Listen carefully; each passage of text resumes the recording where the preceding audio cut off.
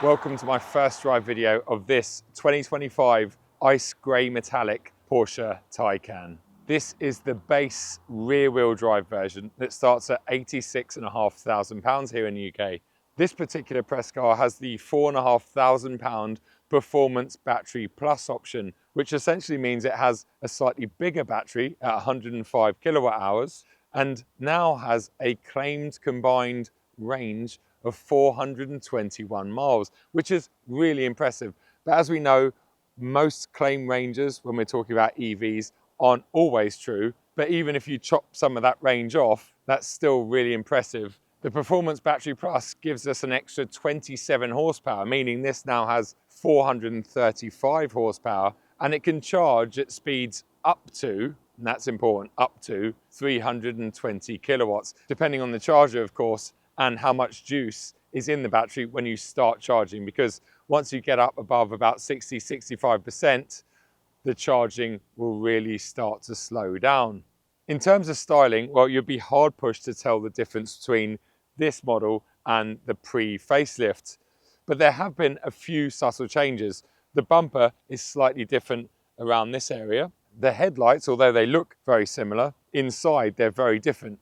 The pre-facelift car had LED headlights with 84 different elements in them. Well, these have got 32,000. When you get around the side of the car, as far as I can see, there are no changes, apart from Porsche introducing a few more wheel options. This particular press car has actually got 20-inch turbo aero optional wheels. They're about 1,700 quid.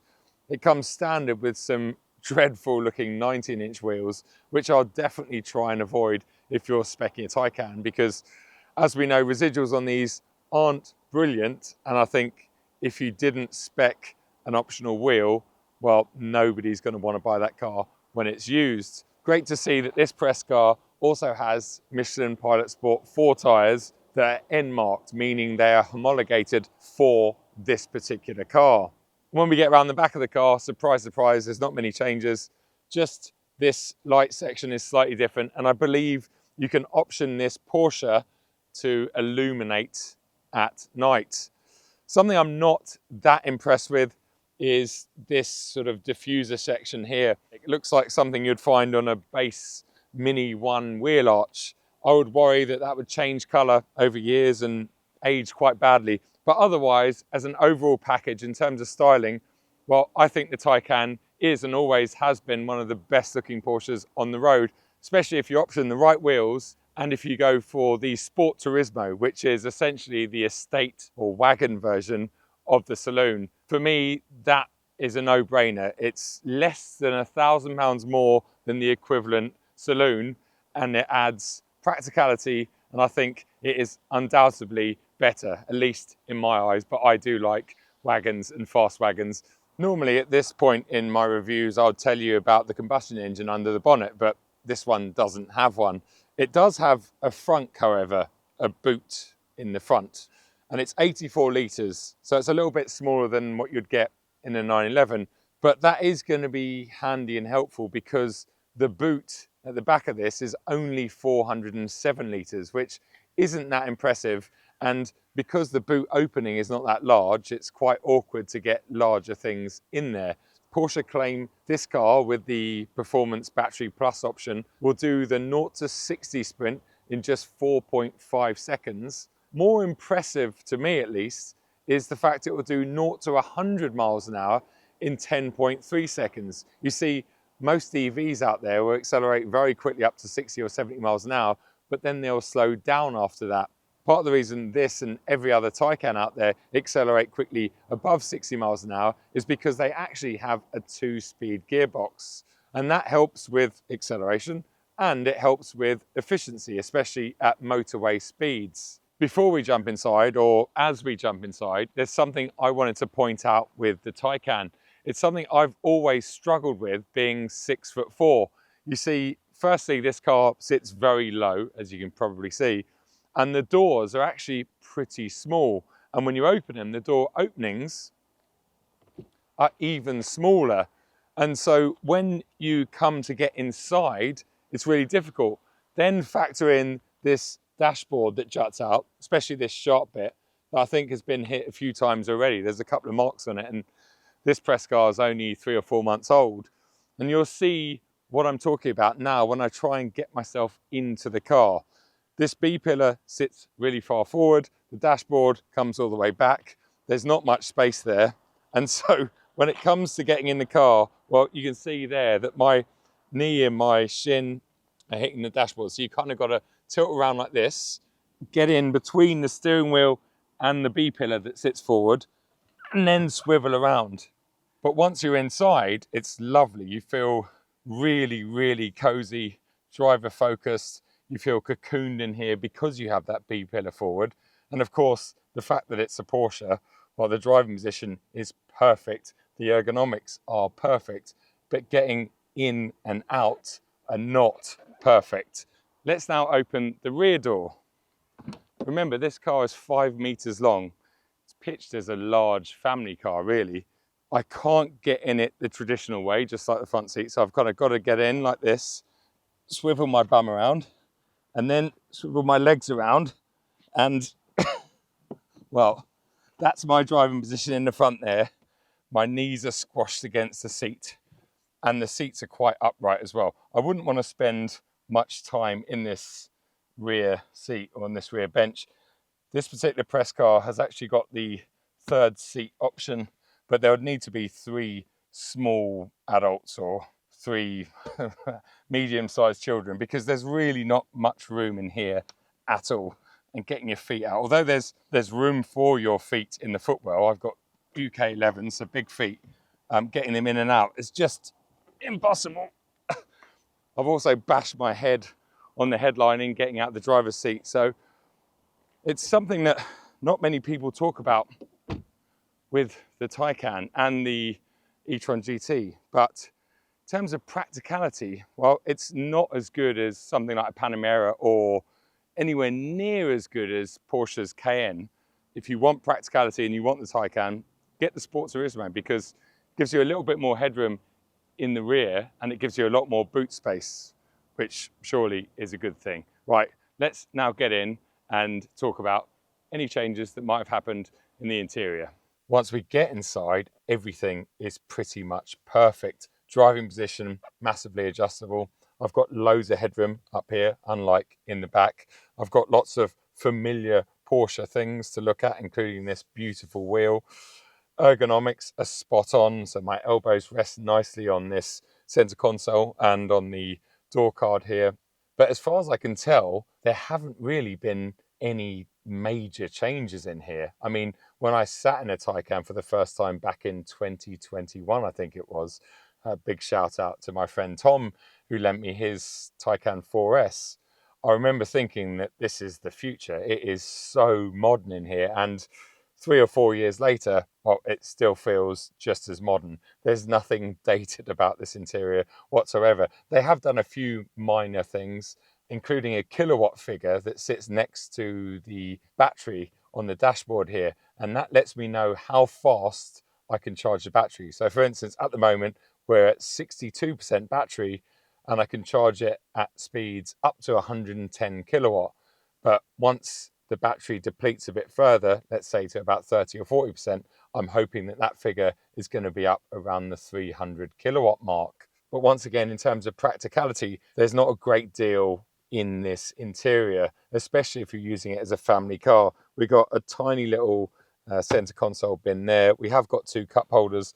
The door cards are really small. The glove box is tiny, and back there, there's just very little. So it's not the most practical cabin or car in the world, especially when you take into consideration how big the outside of it is. But the most important thing to me is when I'm in here, I feel like I'm sitting in a Porsche. It smells like a Porsche, and that gets the big thumbs up. Anyway, it looks like it's about to start raining out there, so I'm going to pack my camera gear away and take this car out on the road.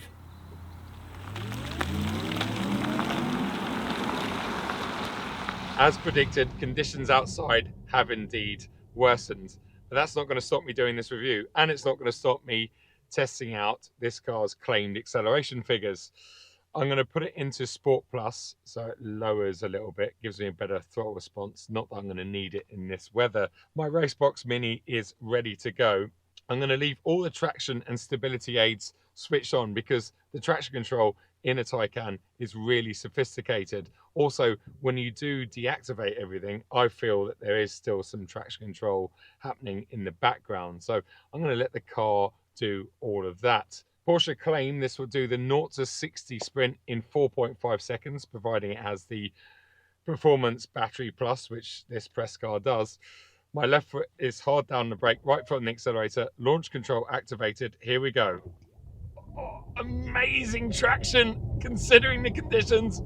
And there's 60 miles an hour. 5.05 seconds. It's only half a second off its claimed figures in these conditions. And remember, this is rear wheel drive.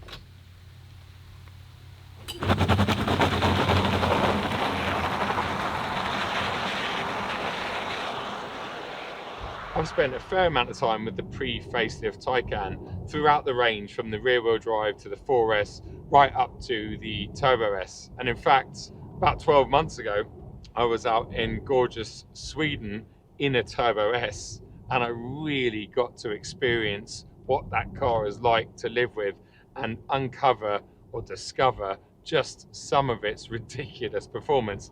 Way too fast for the public road, and the new Turbo S is even faster. I think it has about 950 horsepower. Judging by this car and the fact it has less than half of that, well, you're really not going to need that kind of power. I think the biggest seller here in the UK will probably be the 4S, because off memory, it's about £10,000 more than this, comes with a little bit more standard equipment, and it comes with all-wheel drive traction, a bit more performance as well. But you do lose a little bit of that range. And as we all know, range is key in electric cars. You want that to be as good as possible, and that's something that this new version or facelifted version definitely delivers.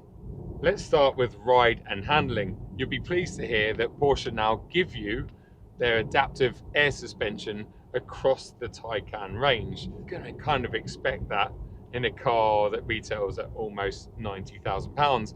What does that mean? Well, when you're in normal, which I'm in at the moment, it does give you a relatively good ride. Maybe not as good as other large luxury cars that are on air suspension. You can certainly feel that this is a stiff chassis, and you can certainly feel that this Taycan is set up to be more of a sportier car. The ride is not as good as something like Porsche's very own Cayenne that is fitted with air suspension, but it certainly does a good enough job on a UK road, especially when you consider that this has the slightly larger 20-inch wheels. But you do have a massive amount of sidewall on the 20-inch wheels, so I'm sure that is helping with some of the ride quality. And maybe if you went up to 21-inch wheels, you're going to lose that edge, and it might feel a little bit too busy on a typical UK road. When it comes to handling, well, I'm going to go down here to my drive mode and turn it one click to the right. That gives me sport, so everything stiffens up a little bit. The throttle response is a bit sharper. I'm not going to need any more than that on a UK road, especially in this kind of weather. And I know we have just done launch control in Sport Plus, but when we're talking about handling, I think Sport is definitely stiff enough without being overly stiff. But you can manually override the dampeners by using this or pressing this button on the dashboard. So I can click it through the normal Sport or Sport Plus mode. But I'm going to leave it in Sport for now. I'm going to leave all the traction control and stability control switched on, and I'm just going to talk you through what this car feels like when you hit a couple of bends, because it's a seriously planted chassis. We've already talked about it being really stiff, and when you tip it into a corner for the first time, you feel that its stability is unreal. So this is quite a fast right-hander. There's no body roll. Everything just stays nice and stable and flat. and I can feel everything talking to me through the wheel and through the seat. So I'm feeling really connected. Now we're going to come up to a couple of corners here. Let's turn it in. I mean, there's loads of grip. I would say there is some steering feel as well, and I'm sure Porsche's wonderful wheel with a thin rim definitely helps with that. Let's turn it through here. What I want to test it on is just along here we have a left-hander that's quite ripply, and I was along here in a Macan recently and it dealt with that exact corner really well. So let's just come out of this tight right-hander. Loads of grip. I can feel the front end just telling me that we're about to approach some understeer. This is the left-hander here, up and over the hill. Yeah, it does it very well. In fact, I was expecting it to maybe sort of skit across the surface a bit more there, but absolutely no issues. And something else that Porsche do, because this is a Porsche product, it's so well built. There's no squeaks or rattles or anything in here, apart from maybe my wet trainers on the pedals. It's incredibly built, and I guess you're going to expect that, but it is good to see that the build quality continues into the very latest Taycan.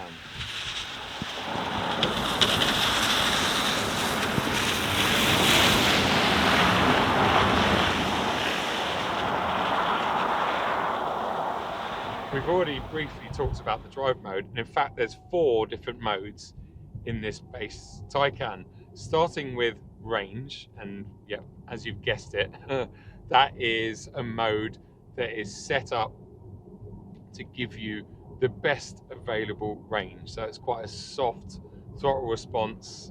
It coasts really well depending on how you have it set up. Of course, you can have it to give you maximum regen, and it's just working all the time to give you the absolute maximum range from this battery. Then you turn it around to normal, which I guess is like your default mode. Don't think that normal is normal in a Taycan, because in any mode, even range, if you put your foot down, even in weather like this, as we've already discovered, it is so fast. Why you need anything faster than this, I don't know.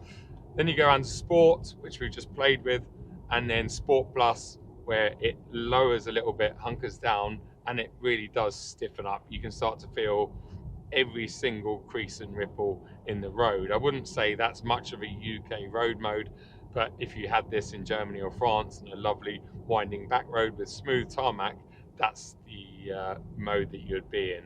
Something Porsche had to nail with this latest Taycan was improving its range, and they really have nailed it. I know I talked about a claimed WLTP combined range of 421 miles on the outside, and yeah, maybe that is possible in perfect conditions, going very slow everywhere. But in reality, well, in the time that I've had this car, I've found that range to be about 350 to 360 miles, which is really impressive, and about 120 miles more than the equivalent pre-facelift car. And in fact, I know Matt Watson and Carwow recently did a EV range test, and they used this exact press car and they managed to eke out 368 miles in the real world. I mean, a lot of that test was in conditions like this, motorways and all sorts. So it really is a 350 mile plus EV now. While we're talking about range, anyone that owns a Taycan will have the My Porsche app.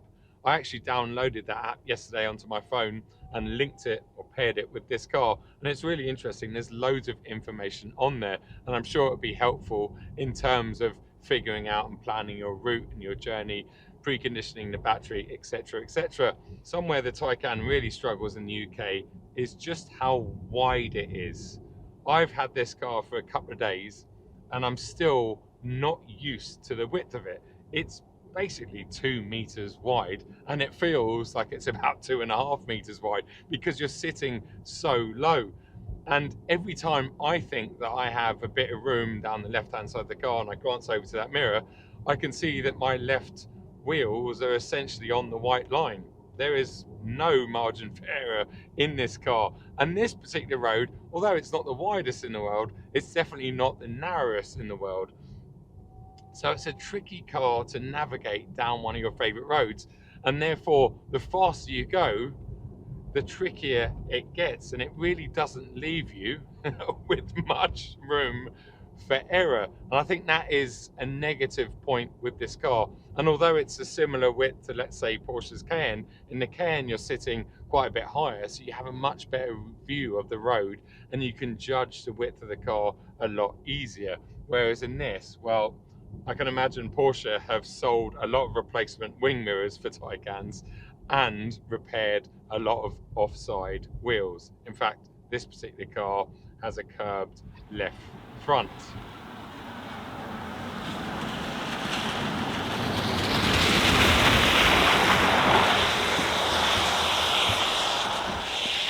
My outlook on the Taycan hasn't really changed. It's always been an incredible piece of technology.